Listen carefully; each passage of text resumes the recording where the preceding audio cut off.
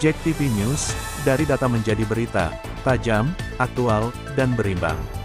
Jakarta, JEK TV, sebanyak 103 Jenderal, 73 Laksamana, 65 Marsekal, dan 91 Kolonel Purnawirawan TNI menandatangani pernyataan sikap Forum Purnawirawan Prajurit TNI. Hal ini diketahui dari dokumen surat yang dibuat oleh Forum Purnawirawan Prajurit TNI yang beredar luas di media sosial. Dalam dokumen tersebut, terdapat 8 poin usulan, salah satu yang kontroversial adalah poin desakan kepada Majelis Permusyawaratan Rakyat MPR untuk mencopot Wakil Presiden Gibran Rakabuming Raka. Kemudian poin yang juga kontroversial yakni tuntutan agar Indonesia kembali ke Undang-Undang Dasar 1945 versi asli, yang mereka anggap sebagai pondasi hukum dan pemerintahan yang murni dan tidak tercemar kepentingan politik. Gibran diusulkan diganti. Mantan Wakil Panglima ABRI Fahrul Razi saat memberikan sambutan di acara silaturahmi Purnawirawan Prajurit TNI dengan tokoh masyarakat di kawasan Kelapa Gading, Jakarta Utara, Kamis tanggal 17 April tahun 2025. Ada nama Fahrul Razi, sebanyak 103 Jenderal, 73 Laksamana, 65 Marsekal. Bismillahirrahmanirrahim. Assalamualaikum warahmatullahi wabarakatuh. Salam sejahtera buat kita semua. Saya akan mewakili Forum Purnawirawan Prajurit TNI membacakan pernyataan sikap Purnawirawan Prajurit TNI.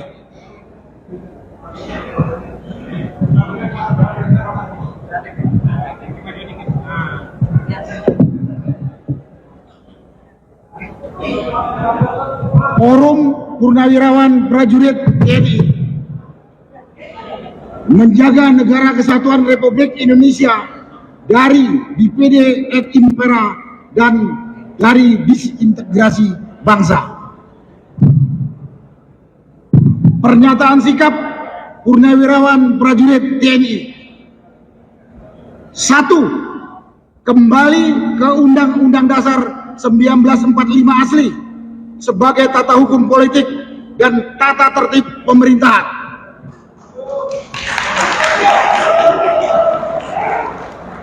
2. Mendukung program kerja Kabinet Merah Putih yang dikenal sebagai Asta Cita, kecuali untuk kelanjutan pembangunan IKN.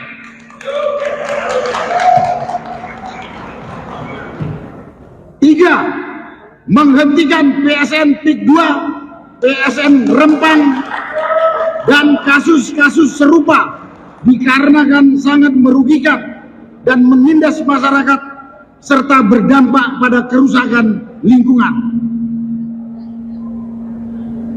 4. Menghentikan tenaga kerja asing Cina yang masuk ke wilayah NKRI dan mengembalikan tenaga kerja asing Cina ke negara asalnya.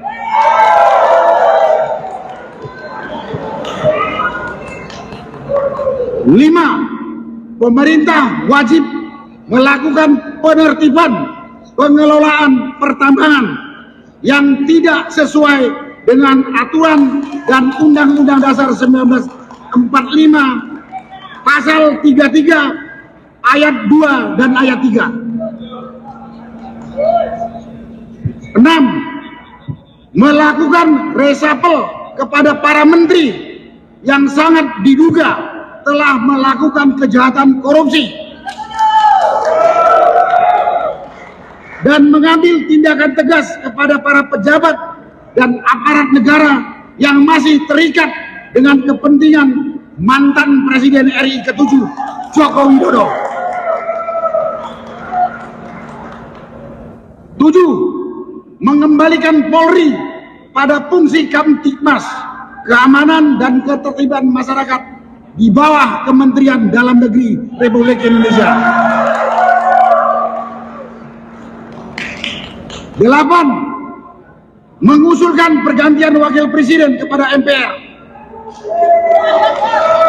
Karena keputusan MK terhadap pasal 169 huruf Q Undang-Undang tentang Pemilu telah melanggar hukum acara MK dan Undang-Undang Kekuasaan Kehakiman. Pernyataan ini ditandatangani oleh 103 jenderal, 73 laksamana, 65 marskal, dan 91 kolonel TNI. Naskah ini ditandatangani oleh Fahrul Razi, Jenderal TNI Purnawirawan, Yasno Sudarto, Jenderal TNI Purnawirawan, Slamet Subianto, Laksamana TNI Purnawirawan, Hanafi Asnan, Marskal TNI, dan diketahui oleh Tri Sutresno, Jenderal TNI Purnawirawan. Selesai. Terima kasih. Waalaikumsalam warahmatullahi Sobat wabarakatuh. Manilo, setelah 10 tahun pemerintahan Jokowi, Indonesia tampak berjalan tanpa suara. Demokrasi meredup di bawah bayang-bayang populisme. Hukum seolah berlutut dan kehilangan wibawa di hadapan kekuasaan. Dan lembaga-lembaga negara lumpuh oleh kompromi politik. Ketimpangan sosial melebar, keadilan ekonomi menguat, sementara suara rakyat makin samar di tengah riuh rendah penciptaan dan propaganda. Korupsi bukan lagi satu penyakit yang tersembunyi, melainkan tapak terang di panggung kekuasaan, berjalan bersama impunitas. Di tengah semua itu, rakyat seolah dituntut untuk bersyukur atas janji-janji yang tak kunjung ditepati. Maka ketika kami mendiskusikan hal itu dengan dua orang purnawirawan, ini sama sekali bukan ruang tentang kejayaan di masa lalu, melainkan seruan dari nurani yang terus bertanya, akankah republik ini diselamatkan atau dibiarkan perlahan tenggelam dalam gelap yang kian pekat? Kedua narasumber kita saat ini adalah dua tokoh penting Forum Purnawirawan Prajurit TNI. Keduanya adalah Dirjen TNI Purnawirawan. Kalau akan kita kembali, wah itu sudah cukup berat. Marinir akan turun sebanyak itu. Marinir dari laut, saat ini darat, angkatan darat dari selatan. Ini apalagi yang kita lihat,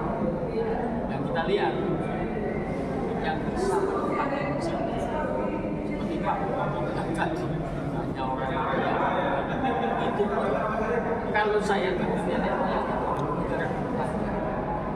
iya, kalau perimbangan kekuatan bisa tidak ada apa-apa. Jadi daripada api ini semakin besar, masih bara ini harus kita padamkan. Itu kan menjadi logika kita bersama. Iya. Api jangan membiarkan bisa. Iya. Tapi yang ada di realitas sepakat mengecewakan Bapak bersama bagaimana? Ya sangat mengecewakan lah. Dibiarkan. Kemarin kita sudah sangat senang cabut semua, selesai kan. Tapi akhirnya muncul lagi yang omong-omong. Muncul omong-omong, tidak ada kejelasan bahwa mana. Itulah. Tapi seperti Pak Purnomo bilang tadi, ditinjau dari masalah pertahanan keamanan, apa yang dibilang beliau tadi Pak. Tapi kalau saya akan meninjaunya dari penyebab yang luas. Penyebab luas ini ialah masalah undang-undang dasar. Sejak kita menginvent undang-undang dasar terjadi seperti yang saya bilang tadi. Presiden seharusnya ditinggal menjalankan dari peraturan negara yang dibuat oleh MPR.